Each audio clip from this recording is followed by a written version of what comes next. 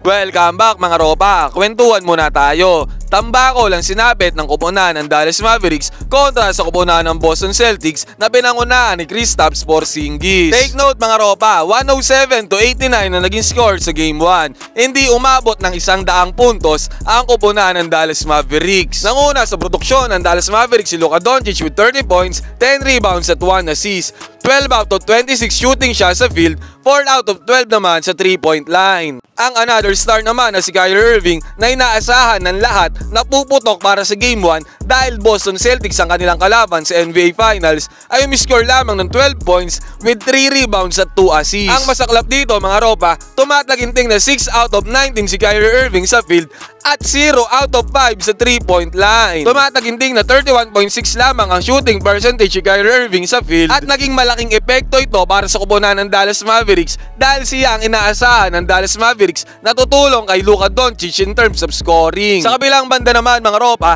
ang koponan ng Boston Celtics ay parang hindi magigiba dahil ang kanilang first 5 ay lahat umiscore ng double digits para sa team. At bukod pa dyan, ang secret weapon na nasa bench lamang na si Kristaps Porzingis ay nagdagdag ng 20 points together with 6 rebounds. Ang masaklap dito para sa koponan ng Dallas Mavericks ay tumataginting na 8 out of 13 si Kristaps sa field at 2 out of 4 pa siya sa 3-point line, playing only 21 minutes. Kung titignan natin mabuti mga ropa, wala talagang naging katulong masyado si Luka Doncic. Si PJ Washington ang second best scorer ng Dallas Mavericks with only 14 points lamang. Samantalang si Derrick Jones naman ay 2 out of 9 sa field, scoring 5 points only. Limited ball touches lang din ang nangyari sa sentro na si Dereck Lively, scoring only 2 points sa 18 minutes of playing time. Take note mga ropa, buong game, 9 assists lamang ang nagawa ng Dallas Mavericks compared sa 23 assists ng Boston Celtics. Ibig sabihin lang nito, hindi talaga makakonvert ang big man ng Dallas Mavericks dahil usually nakakakuha sila ng score sa pasa ni Luka Doncic o di kaya ni Kyrie Irving sa ilalim. Isang malaking problema ito para sa koponan ng Dallas Mavericks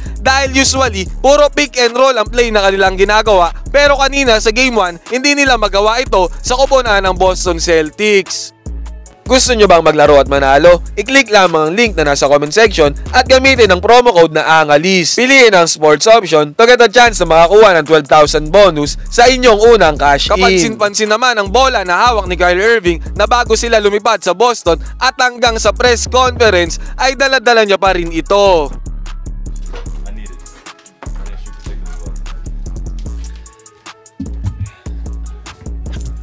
Ngayon mga ropa, sa pabadating na Game 2, sino sa tingin nyo makakakuha ng panalo? Ang koponan ba ng Boston Celtics ulit o ang koponan na ng Dallas Mavericks? Pwede kayo mag-comment dyan sa baba, magkwentuhan tayo.